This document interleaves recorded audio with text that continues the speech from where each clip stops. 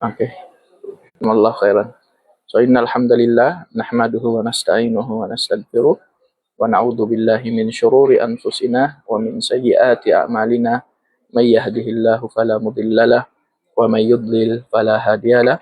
Asyhadu an la ilaha illallah asyhadu anna Muhammadan abduhu wa rasuluh sallallahu alaihi wa ala alihi wa sahbihi ajma'in. Amma ba'du.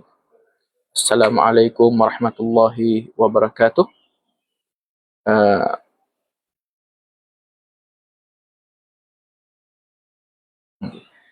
Pagkatapos nating purihin at pasalamatan sa Allah Subhanahu wa Ta'ala, nawa ang pagpapala, payapaan, habag ay mapasa ating mahal na sugo at propeta na si Propeta Muhammad sallallahu alaihi wasallam. At alhamdulillah, isa na namang pagkakataon na makasama muli ang isang napakasipag na organisasyon sa pagpapalaganap ng Islam. Gantimpalaan nawa kayo ni Allah Subhanahu wa Ta'ala. Ako ay taos-pusong magpapasalamat sa inyo sa pag-imbita ninyo sa akin sa inyong collaboration na organization. Alhamdulillah, isang malaking karangalan para sa akin na makasama ninyo ngayong oras upang makapagbahagi ng munting o kaunting kaalaman hinggil sa ating pananampalataya, at nawa ay kapulutan po natin ito ng aral at isabuhay natin lahat, at may isabuhay natin ang mga natutunan natin hinggil sa ating pananampalataya, at maging isang dahilan din upang mas maging lumakas ang ating iman, ang ating pananampalataya. So mga kapatid sa pananampalatayang Islam, alam po natin na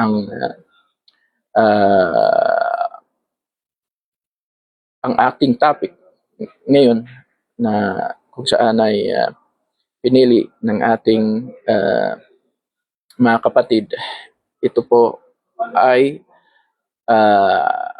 may kinalaman sa mga tao na kung saan sila ay kinaiinggitan o nainggit sa kanila ang mga propeta. Subalit, mga kapatid, lagi nating tandaan ang pagiging sugo at propeta ay itinuturing na isang dakila, pinaka marangal na gawain, at may mataas na antas sa kabilang buhay sa paningin ni Allah Subhanahu wa Ta'ala, at sila ang pinaka mataas na antas, o sila ay walang makakarating walang makakapunta kaysa antas na ipinagkaloob ni Allah Subhanahu wa Ta'ala sa mga propeta na pinili ni Allah Subhanahu wa Ta'ala mula sa mga sangkatauhan. So kaya pinili sila ni Allah Subhanahu wa Ta'ala dahil taglay nila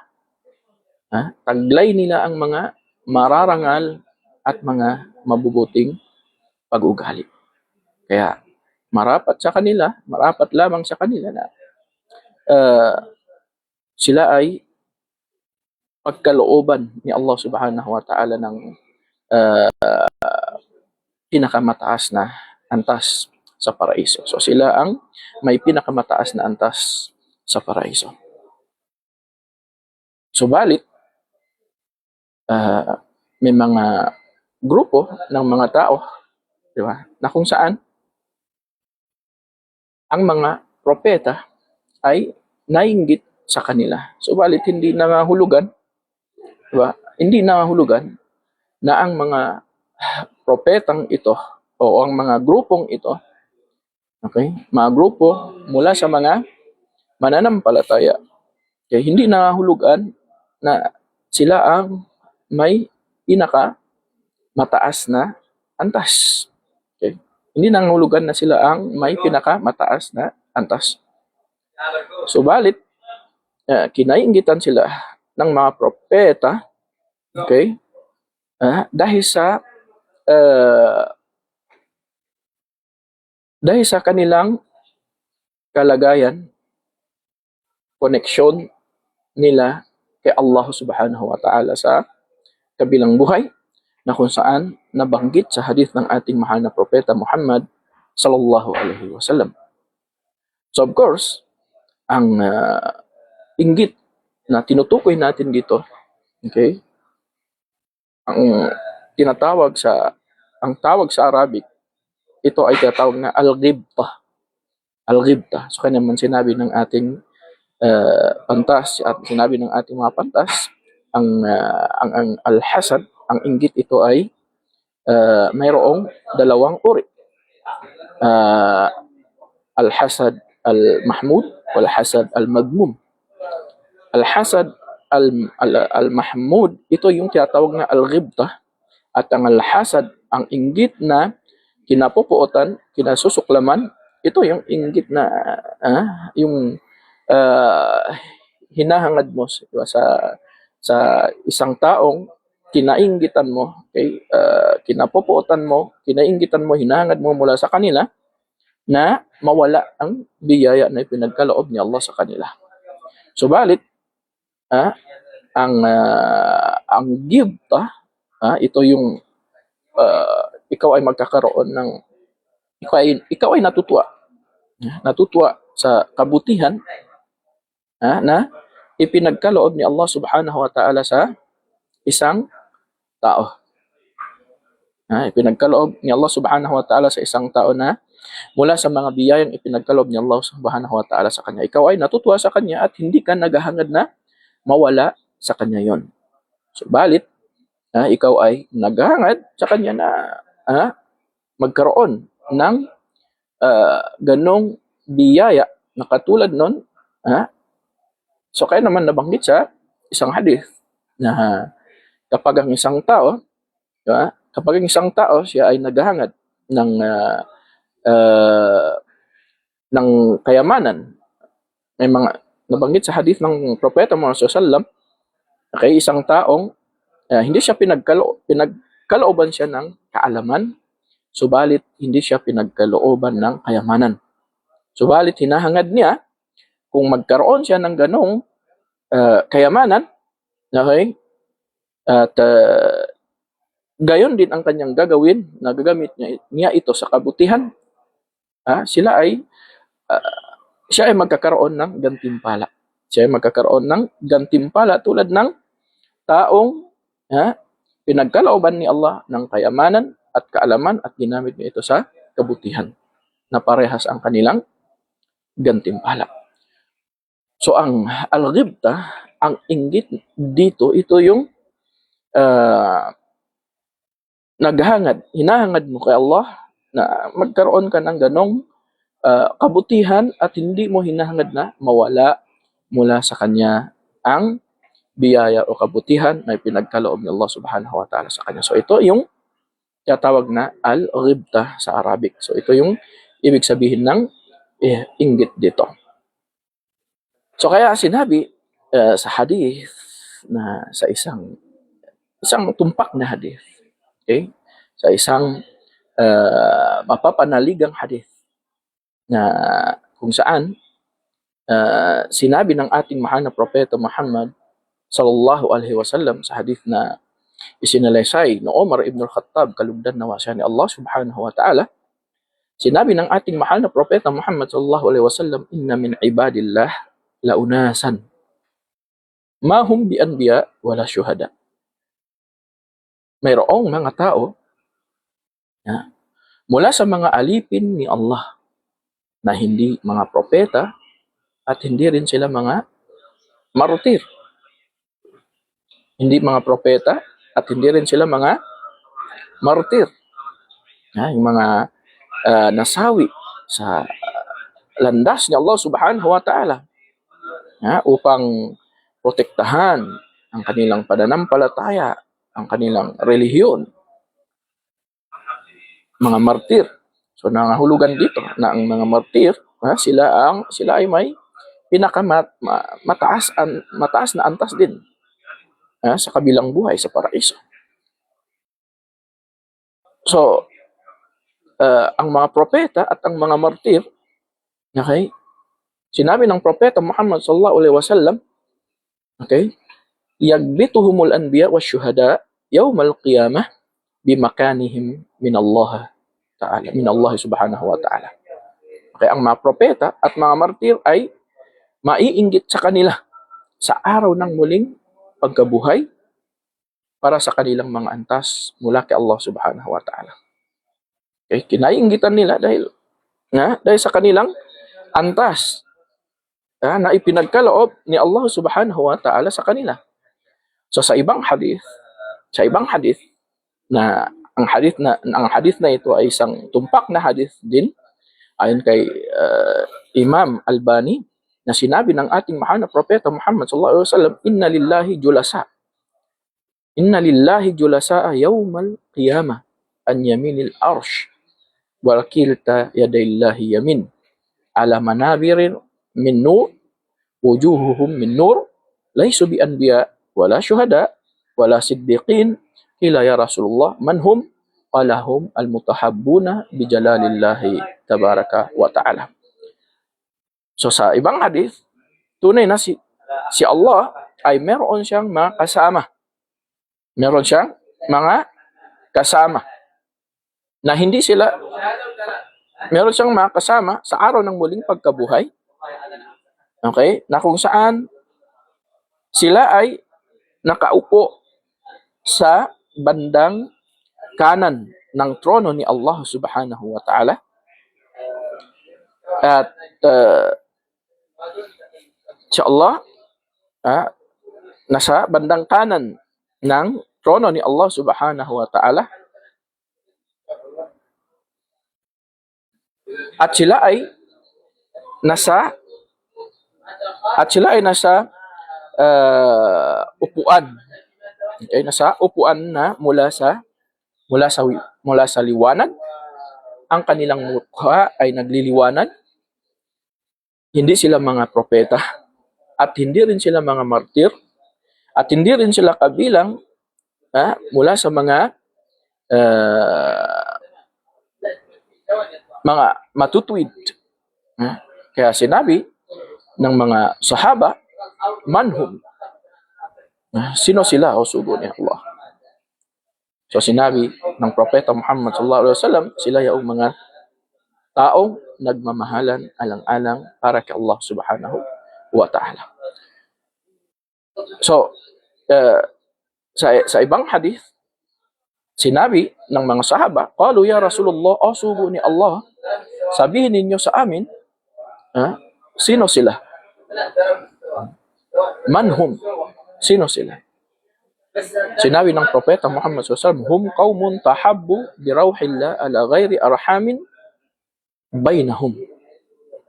So sila ang mga tao na nagmamahalan sa isa't isa alang-alang kay Allah kahit walang kaugnayan ng anumang pagkakamag-anakan at pagbibigayan ng kayamanan sa isa't isa. So subhanallah, inilalarawan ng propeta Muhammad sallallahu alaihi wasallam ang mga taong ito na kung saan kinainggitan sila ni Allah subhanahu wa ta'ala dahil sa uh, sila ay nasa tabi ni Allah subhanahu wa ta'ala. Malapit sila kay Allah subhanahu wa ta'ala. Kinaiinggitan na kahit hindi sila umabot sa antas ng mga propeta at mga martir, subalit sila ay malapit. Malapit sila kay Allah subhanahu wa ta'ala. Malapit sila sa kinauupuan ni Allah subhanahu wa ta'ala. Malapit sila sa trono ni Allah subhanahu wa ta'ala. So kaya dahil dito, sila ay kinaiinggitan ng mga propeta at sugo. So tulad ng nabanggit natin, alam natin kung gaano kataas ang antas ng mga propeta at sugo, subalit sila ay naiinggit pa rin dahil sa kabutihan, gantimpala na ipinagkaloob ni Allah subhanahu wa ta'ala sa mga taong ito. Ano ang kanilang katangian? Ano ang kanilang ginagawa? Sila ay anong ginagawa nila? Sila ay nagmamahalan alang-alang para kay Allah subhanahu wa ta'ala. Hindi sila nagmamahalan alang-alang sa mga makamundong bagay. So kaya naman ang pagmamahalan alang-alang para kay Allah subhanahu wa ta'ala, ito ang pinaka matibay na bigkis ng ating pananampalataya. Ito ang pinaka matibay na bigkis ng ating pananampalataya. Ang pagmamahalan alang-alang para kay Allah subhanahu wa ta'ala. Al-hubbu fillah wal bughdhu fillah. Pagmamahalan alang-alang para kay Allah subhanahu wa ta'ala na walang anumang layuning makamundong bagay. Bagkos ang gawain na ito ay napakadakila para kay Allah subhanahu wa ta'ala.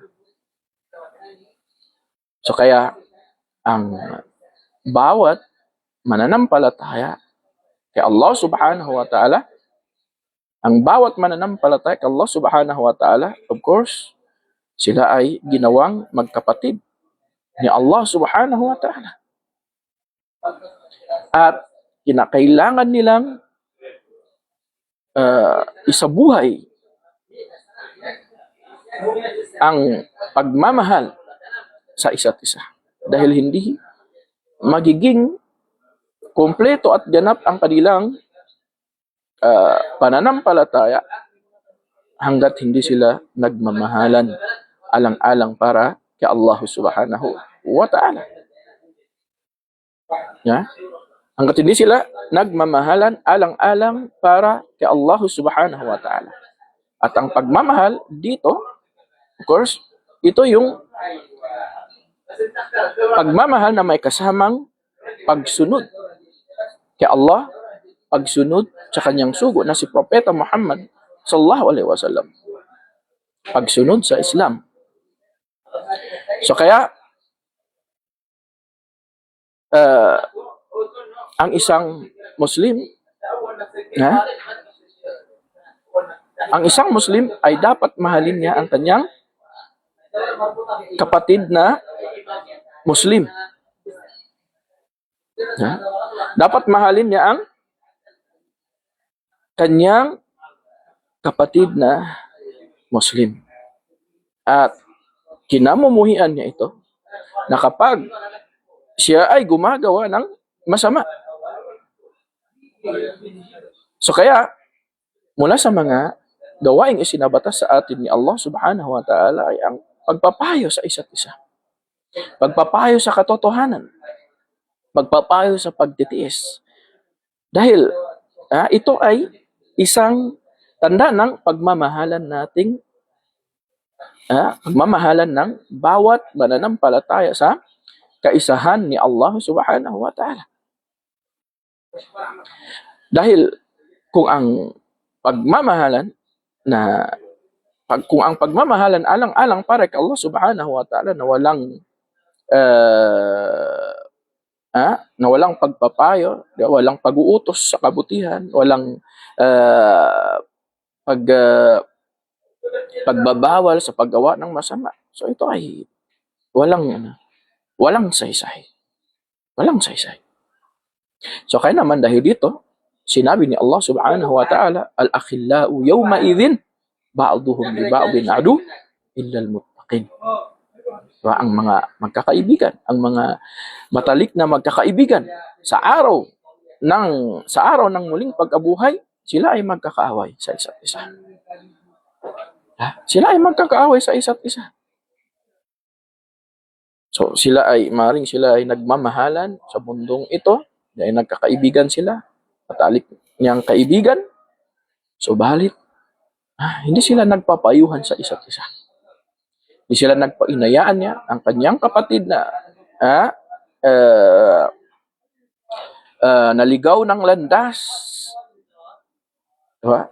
Hinayaan niya ang kapatid na iniwanan ang mga obligadong ipinag-utos ni Allah subhanahu wa ta'ala, lalong-lalo na ang pagdarasal. So kaya sa araw na iyon, inilalarawan sa atin ni Allah subhanahu wa ta'ala ang mga magkakaibigan, na matalik na magkakaibigan, na nagmamahal sa isa't isa. Sa araw ng muling pagkabuhay, sila ay magkakaaway. Sila ay magkakalaban sa isa't isa. Nagsisihan sila sa isa't isa. Sinabi nila, illa al-muttaqin. Maliban ang mga magkakaibigan sa mundong ito na mayroong takot kay Allah subhanahu wa ta'ala. Na mayroong takot kay Allah subhanahu wa ta'ala. At ang salitang pagkatakot kay Allah subhanahu wa ta'ala, ito ay napapaloob ang pagsunod sa mga ipinag-utos ni Allah at pag-iwas mula sa mga ipinagbabawal ni Allah subhanahu wa ta'ala. So, ang bawat Muslim na may takot kay Allah subhanahu wa ta'ala, of course, hindi niya hinahayaan ang kanyang kapatid na maligaw ng landas. Hindi niya hinahayaan ang kanyang kapatid na makagawa ng pagsuway kay Allah subhanahu wa ta'ala. So kaya naman sinabi ng Propeta Muhammad SAW, ang pinakamatibay na bigkis ng ating pananampalataya ay ang al-hubbu billah, ang pagmamahalan alang-alang para kay Allah subhanahu wa ta'ala at pagkapuot alang-alang para kay Allah subhanahu wa ta'ala. Kinamumuhian mo ang iyong kapatid na Muslim na kapag hindi siya nagsasala. Okay? Ang pagkamuhi dito, hindi yung personal na pagkamuhi.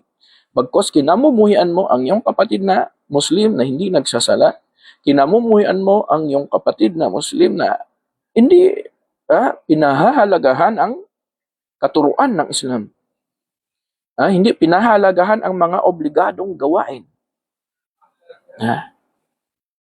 So kinamumuhian mo siya dahil sa paggawa niya mga kasalanan, o kinamumuhian mo siya dahil sa pagsuway niya kay Allah subhanahu wa ta'ala.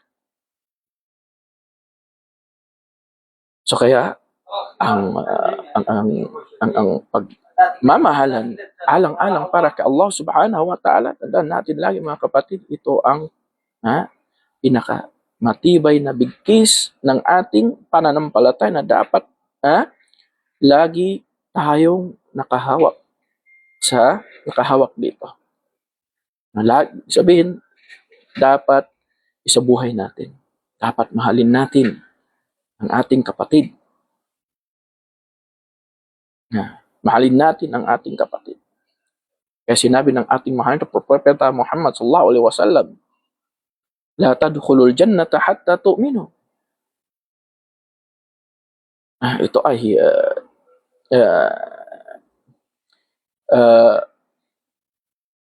babala mula sa ating mahal na Propeta Muhammad sallallahu alaihi wasallam, la tadkhulul jannata hatta tu'minu. So hindi tayo makapasok sa paraiso hanggat hindi tayo pumasok sa Islam. So nangahulugan na ang pagkaroon ng iman, ang pagiging isang Muslim, okay, ito yung dahilan upang ang isang tao ay makapasok sa paraiso. Subalit, sinabi ng Propeta Muhammad, wala tu'minu hatta tahabbu. So, hindi magiging ganap ang inyong pananampalataya hanggat hindi kayo nagmamahalan sa isa't isa. Okay? Dahil ang pagmamahal sa isa't isa, ang pagmamahalan, alang-alang para kay Allah subhanahu wa ta'ala, ito ay isang dahilan upang mapalakas at mapatibay ang kapatiran, ang ugnayan sa isa't isa, ang ugnayan ng bawat mananampalataya sa kaisahan ni Allah subhanahu wa ta'ala, at lalong-lalo na, di ba, kung ito, at lalong-lalo na kung sila ay nagpapayuhan sa isa't isa. Tulad ng ginagawa natin, tulad ng ginagawa ninyo. Ginagawa ninyo ang mga ito alang-alang para kay Allah subhanahu wa ta'ala, dahil mahal natin ang ating mga kapatid na mananampalataya. Minamahal natin ang ating mga kapatid. Pinapayuhan natin sila. Pinapayuhan natin ang ating sarili. Pinapayuhan natin sila upang tayo ay maging matatag sa ating pananampalataya.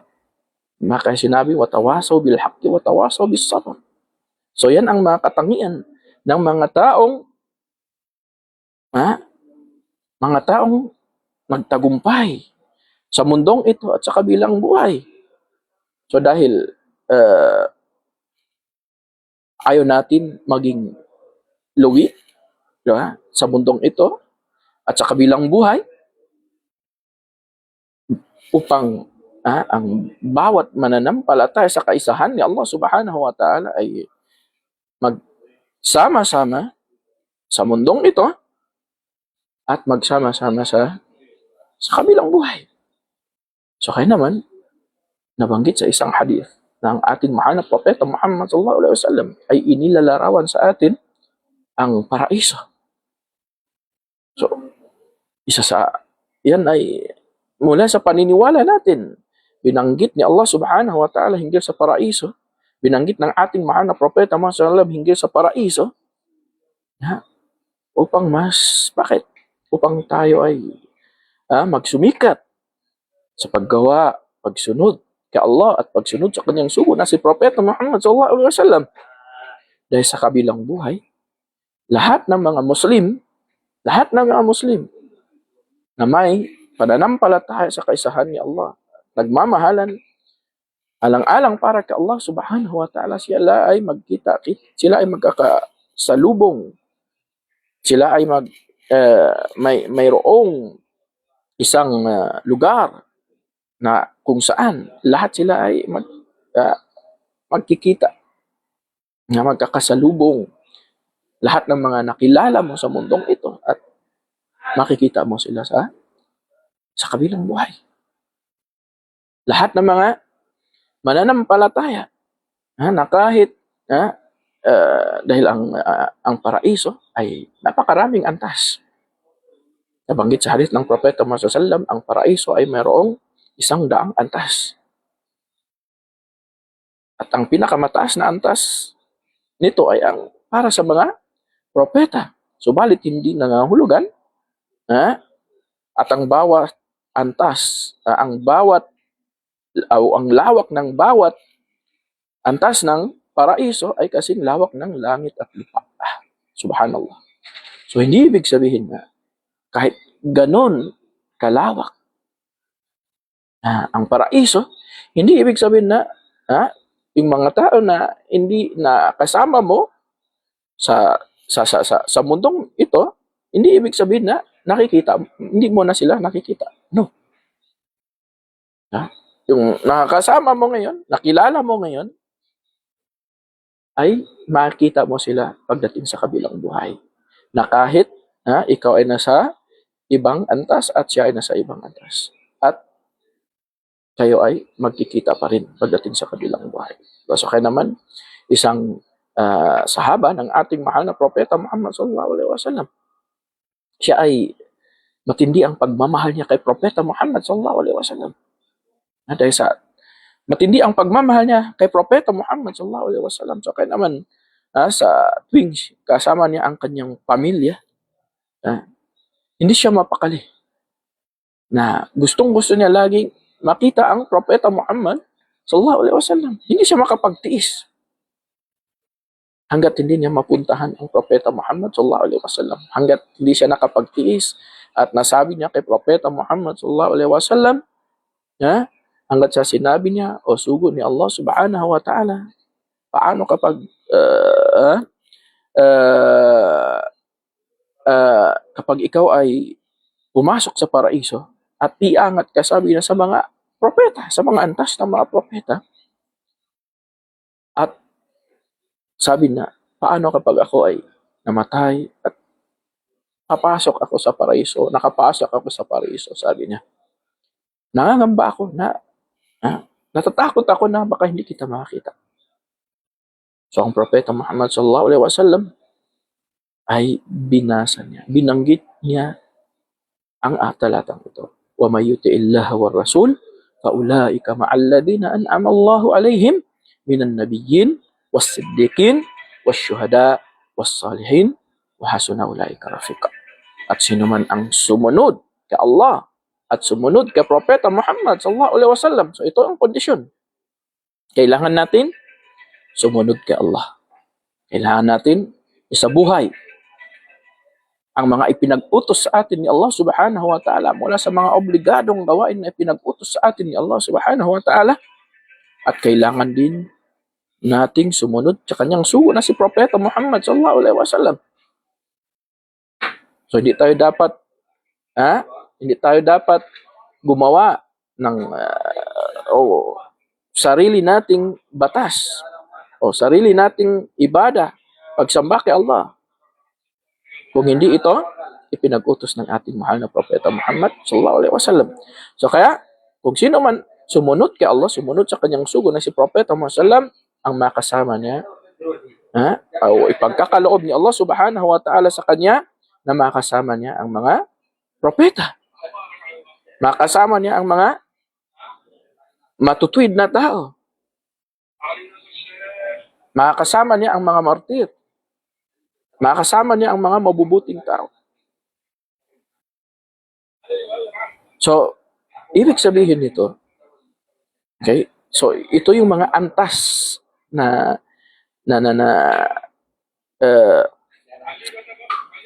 kung saan sila ang may pinakamataas na antas. Mga propeta, mga matatapat na tao, mga martir, mga matutuwid na tao. Subalit, makakasama natin sila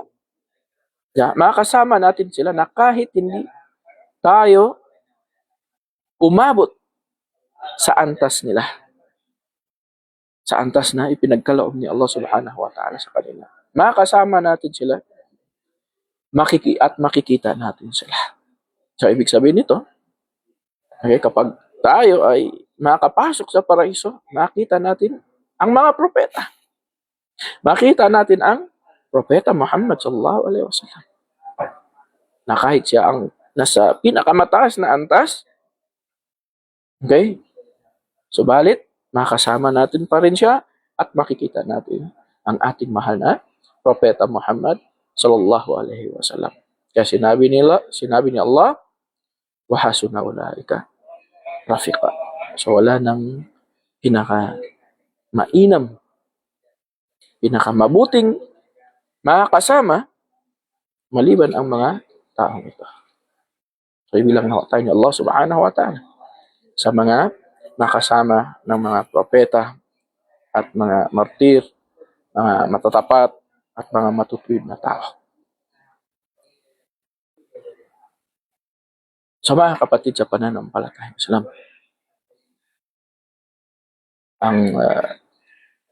ang pagmamahalan alang-alang para kay Allah subhanahu wa ta'ala, napaka dakilang gawain. Of course, ito ay may kinalaman sa gawain ng ating puso. Kaya hindi natin dapat kamuhian ang ating kapatid na Muslim. Hindi natin dapat kainggitan yung inggit na kapag nakita natin ang ating kapatid na Muslim na pinagkalooban ni Allah subhanahu wa ta'ala na ng kayamanan o kabutihan, maging may kinalaman sa mundo, sa mga makamundong bagay, o may kinalaman sa ating pananampalataya, katulad ng pinagkalooban siya ng kaalaman hinggil sa Islam, hinggil sa pag-memorize ng Quran. So, wag natin siyang kainggitan ah, na kinamumuhian natin at hinahangad natin na mawala yun mula sa Kanya. Bagkus, tularan natin ang mga ginawa ng mga propeta na sila ay nainggit, hinahangad nila na magkaroon ng ganong kabutihan o gantimpala na ipinagkaloob ni Allah subhanahu wa ta'ala sa mga ibang mga alipin ni Allah subhanahu wa ta'ala. So, of course, yan ay mula sa kagustuhan ni Allah subhanahu wa ta'ala. Kung ninais niya na mamili mula sa mga alipin dahil sa kanilang paniniwala, dahil sa kanilang mga nagawang kabutihan sa mundong ito. Iaangat sila ni Allah subhanahu wa ta'ala kagaya ng nabanggit sa hadith na ito, ng hadith ng Propeta Muhammad sallallahu alaihi wasallam. Na sila ay inainggitan dahil sila ay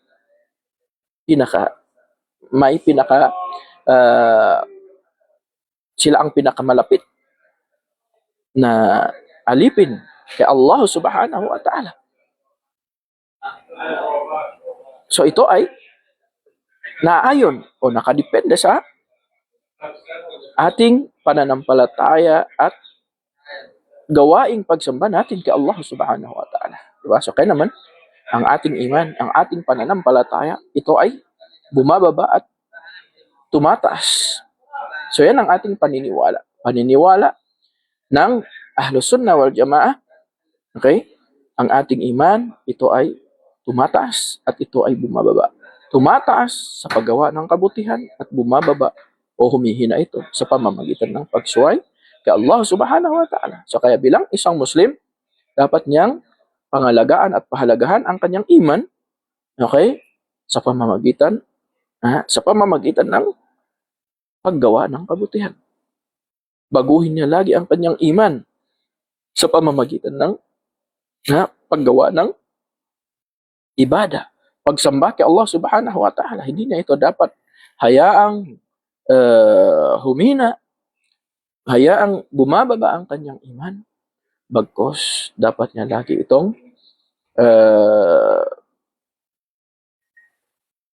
dapat niya laging pangalagaan sa pamamagitan ng pagsunod kay Allah subhanahu wa ta'ala.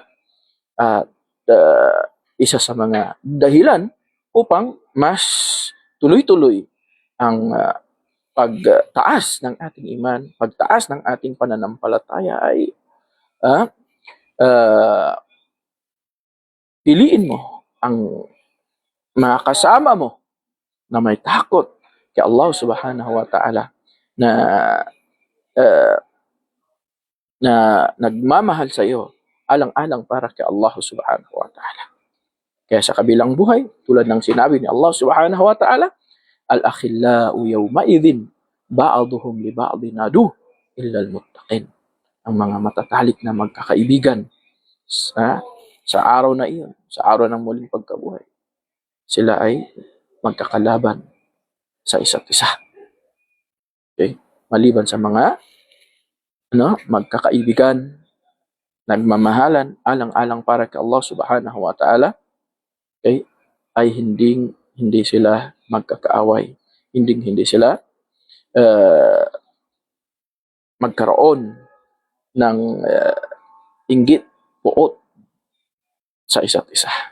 So kaya sasabihin nila, alhamdulillahilladzi hadana lihada wa ma kunna linahtadiya laula an hadana Allah, hanggat sa sinabi ni Allah, wa naza'na ma fi sudurihim min ghil, at aming aalisin mula sa kanilang puso, okay, ang puot at inggit.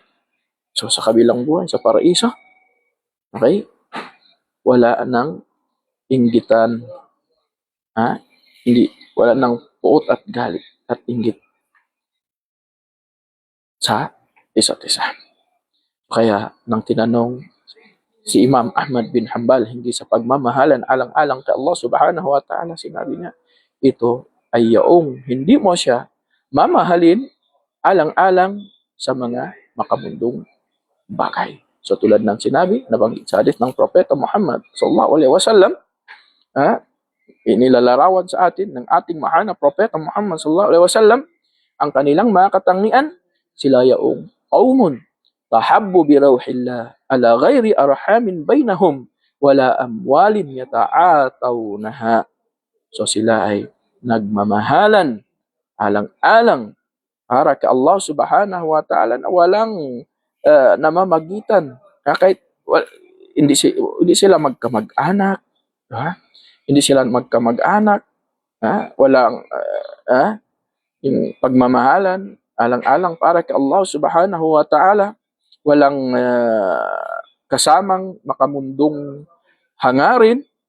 So kaya naman nabanggit sa hadith na kung saan iniulat ni Imam Muslim, sinabi ng Propeta Muhammad sallallahu alaihi wasallam, may isang lalaki, may isang lalaki na binisita niya ang kanyang kapatid sa Islam sa isang bayan. Binisita niya ang kanyang kapatid sa Islam sa isang bayan. Habang siya ay nasa paglalakbay patungo sa kanyang kapatid, si Allah subhanahu wa ta'ala ay nagpadala siya ng isang malak, anghel, nag-form bilang isang tao at hindi alam ng taong ito, hindi pa niya alam. So nang nagkita sila, sinabi ng anghel na ito, tinanong siya, saan ka pupunta? Saan ka pupunta? Ganun. Or saan mong gustong pumunta? So sinabi ng lalaking ito, sabi niya, gusto ko, sabi niya, pumunta sa aking kapatid na sa pananampalataya sa ibang bayan. Sabi niya, uridu akhan li fi hadhil qarya, gusto ko, sabi na, bisitahin ng aking kapatid sa bayang ito. So tinanong siya ng anghel na ito, halaka alayhi min ni'matin tarubbuha, ibig sabihin nito, meron ka bang pabor sa kanya? Meron ka bang ibibigay sa kanya mula sa mga makamundong bagay o layunin mula sa mga makamundong bagay? Ang intention mo lamang para pumunta doon sa kanya para sa isang makamundong bagay? So sinabi ng lalaking ito, no, wala. Gayra anni ahbabtuhu fillahi azza wa jalla. Sabi niya, wala akong hangaring makamundo. Subalit, sabi niya, sabi niya, siya ay aking mamahalin alang-alang para kay Allah subhanahu wa ta'ala. So sinabi ng anghel na ito, sinabi na, fa inni rasulullah ilaik. Tunay na ako, sabi niya, ay isinugo ni Allah sa iyo. Ipinadala ako ni Allah sa iyo upang sabihin sa iyo, bi anna Allah qad ahabbaka kama ahbabtahu fi Allah. Upang sabihin sa iyo ito, tunay na si Allah subhanahu wa ta'ala ay minamahal ka niya tulad ng pagmamahal mo sa kanya. Allahu Akbar. So yun ang kahalagahan ng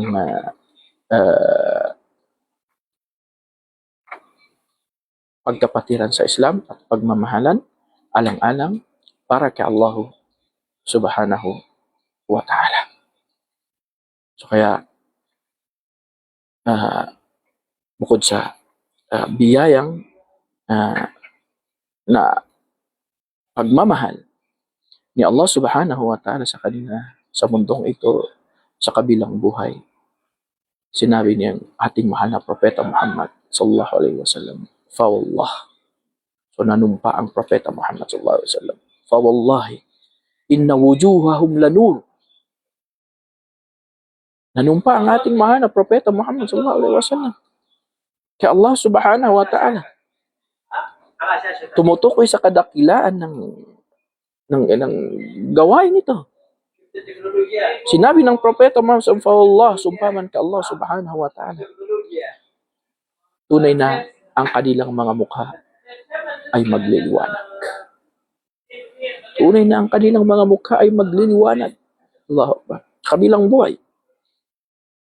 Diba sa isang hadith, nabanggit natin kanina, sila ay nasa upuan na mula sa liwanag. Wa innahum ala nur. At tunay na sila ay nasa liwanag, sa ibabaw ng liwanag. La yakhafuna idha khafan nas. Allahu Akbar. Ito yung kalagayan nila sa kabilang buhay.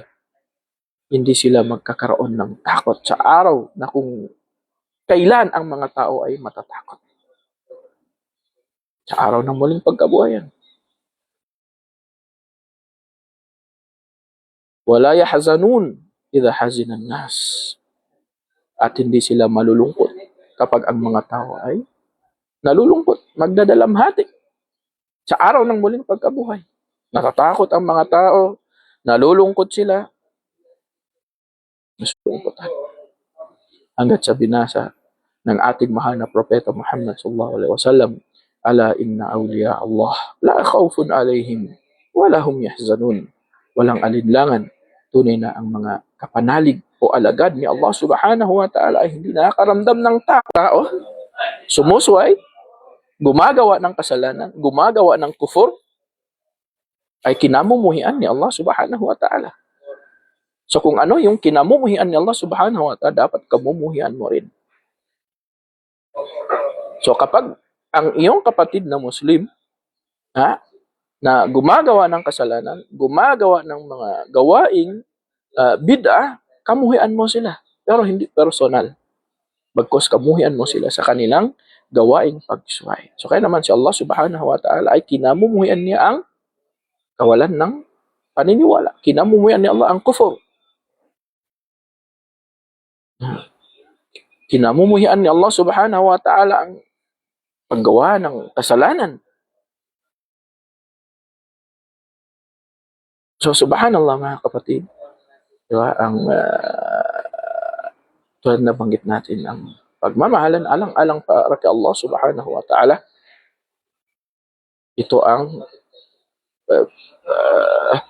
Ito ay pinaka matatag, pinaka matibay na bigkis ng ating pananampalataya. Sa pamamagitan nito ay matitikman natin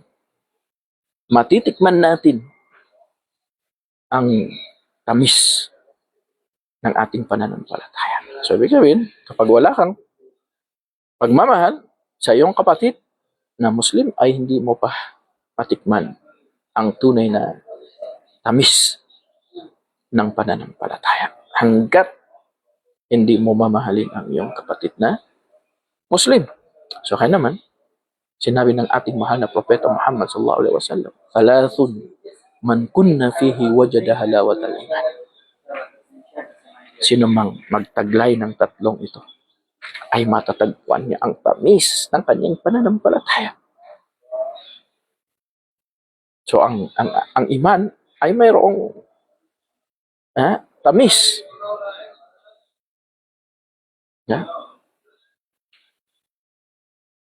Matitikman lamang natin ang tamis nito, sinabi ng propeta Muhammad sallallahu alaihi wasallam, ayyakun Allah wa rasulahu ahabba ilayhi mimma siwah. Dapat mahalin natin si Allah at ng kanyang sugo na si propeta Muhammad sallallahu alaihi wasallam nang mas higit pa sa iba. Nang mas higit pa sa iba. Wa ayyuhibbal mar'u la yuhibbuhu illa lillah. At kanyang mahalin ang isang tao. Mahalin ang kanyang Muslim, ang kanyang kapatid na Muslim, alang-alang lamang para kay Allah. At ang kanyang pagkamuhi na bumalik sa kawalan ng pananampalataya, tulad ng pagkamuhi niya sa pagkatapon sa kanya sa impyerno. So hindi magiging ganap ang tamis ng ating pananampalataya hanggat hindi natin maisa sa buhay sa ating puso ang mga nabanggit ng ating mahal na propeta Muhammad sallallahu alaihi wasallam sa hadith na ito, mga minamahal kong kapatid sa pananampalatayang Islam. So, hingga sa so kaya naman, diba, ang pagmamahalan alang-alang para kay Allah, isa sa mga pinakadakilang gawain ng ating puso, mga kapatid. Isang dakilang gawain pagsamba kay Allah. At napakaraming mga hadith na tumutukoy sa kadakilaan at kahalagahan ng gawain na ito at mga kabutihan at biyaya nito sa mundong ito at sa kabilang buhay. At si Allah subhanahu wa ta'ala nagsabi sa hadithul Qudsi, sasabihin niya sa araw ng muling pagkabuhay, na kung saan nabanggit kanina ang mga tao, diba? Ang mga tao ay natatakot na ang mga tao ay sila ay nalulungkot, diba? Dahil sa kalagayan nila sa araw na iyon, na kung saan ay bawat isa walang ibang iniisip kundi ang kaligtasan niya, kaligtasan ng kanyang sarili. Subalit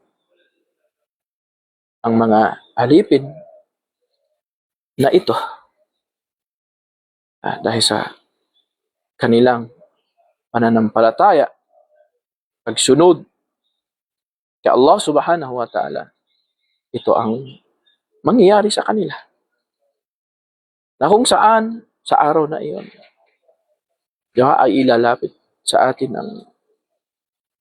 ang araw. Kasi sasabihin ni Allah subhanahu wa ta'ala sa araw ng muling pagkabuhay, aynal mutahabbuna bijalali, na saan ang mga nagmamahalan sa isa't isa, alang-alang sa aking kaluwalhatian. Ngayon, al-yawm udhilluhum fi dhilli yawma la dhilla illa dhilli. Ngayon ay pagkakalooban ko sila ng lilim, ng aking lilim, sa araw na walang lilim kundi ang aking lilim. Allahu Akbar. Isang malaking karangalan sa sino mang nagtaglay, sa sino mang nagsabuhay ng gawain na ito.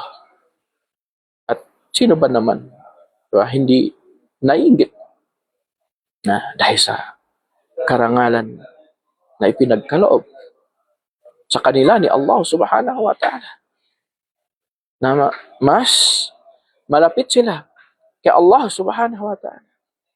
Kaya kinaiinggitan sila ng mga mararangal na nilalang, subhanallah, na kahit hindi sila umabot sa mga antas na ipinagkaloob din ni Allah subhanahu wa ta'ala sa kanila, subalit isa sa mga natatanging mga alipin na pinagkalooban ng ganitong kabutihan at gantimpala sa kabilang buhay.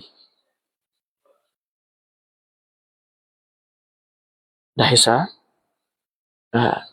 isang napaka-dakila,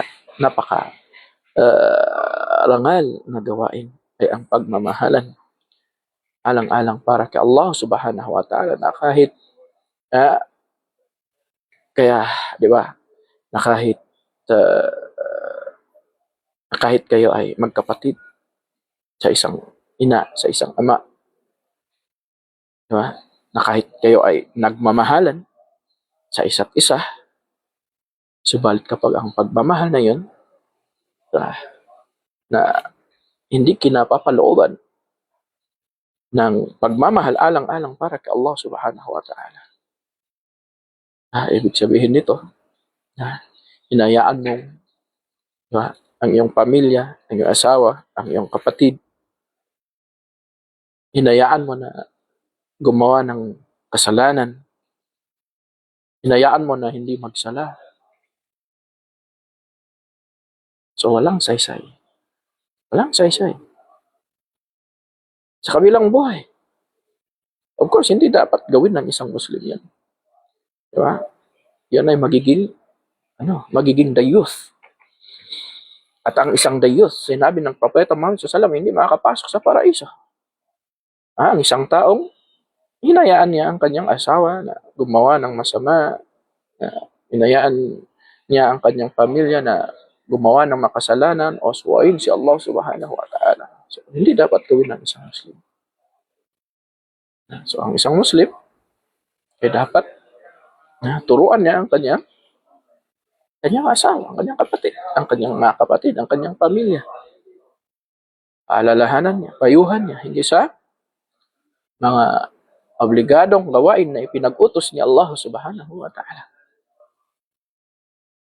Dahil yan ay utos ni Allah subhanahu wa ta'ala, utos ng ating mahal na Propeta Muhammad sallallahu alaihi wasallam.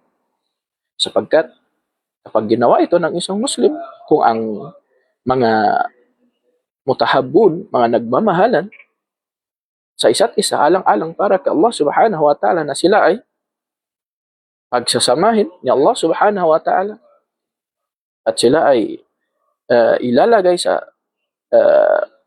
pinakamalapit na antas o malapit kay Allah subhanahu wa ta'ala. So paano pa kaya kapag ang isang Muslim na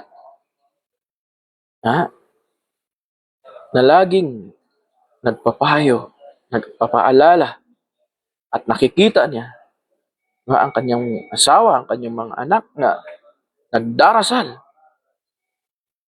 sumampalataya sa kaisahan ni Allah subhanahu wa ta'ala, nakikita na pinangalagaan at pinahalagaan ang Islam. So bago pa man makamit mo ang biyaya sa kabilang buhay, ay nakamit mo na yung biyaya sa mundong ito. Kapag nakita mo ang iyong pamilya, ang iyong mga anak, nakita mo nagdarasal, nakita mo pinangalagaan at pinahalagahan ng Islam. So paano pa kaya kapag ang pamilya, walladhina amanu wattaba'athum dhurriyyatuhum biimanin alhaqna bihim wa dhurriyyatahum. Subhanallah. Sila yung mga mananampalataya sa kaisahan ni Allah subhanahu wa ta'ala at sinundan sila ng kanilang mga pamilya, alhaqna bihim, pagsama-samahin namin sila at ng kanilang mga pamilya.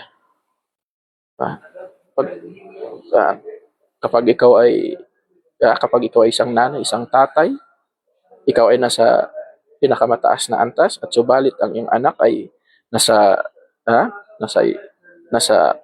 pinakamababang antas sa paraiso. So maaaring may angat mo ang iyong anak dahil pagsama-samahin ni Allah subhanahu wa ta'ala ang pamilyang mananampalataya at sumunod kay Allah subhanahu wa ta'ala sa kabilang buhay sa paraiso. Ibilang nawa tayo ni Allah subhanahu wa ta'ala sa mga alipin na ito na nagmamahalan alang-alang para kay Allah subhanahu wa ta'ala, okay, na walang halong layuning, mga hangaring, mga makamundong bagay, at ibilang na tayo ni Allah subhanahu wa ta'ala sa mga alipin na makakapasok sa kanyang paraiso. Maraming salamat muli sa pagkakataon na sa pag-imbita ninyo sa akin sa programang ito. Alhamdulillah. Subhanakallahumma bihamdik wa nashhadu an la ilaha illa anta wa nastaghfiruka wa natubu ilaik. Assalamu alaikum warahmatullahi wabarakatuh.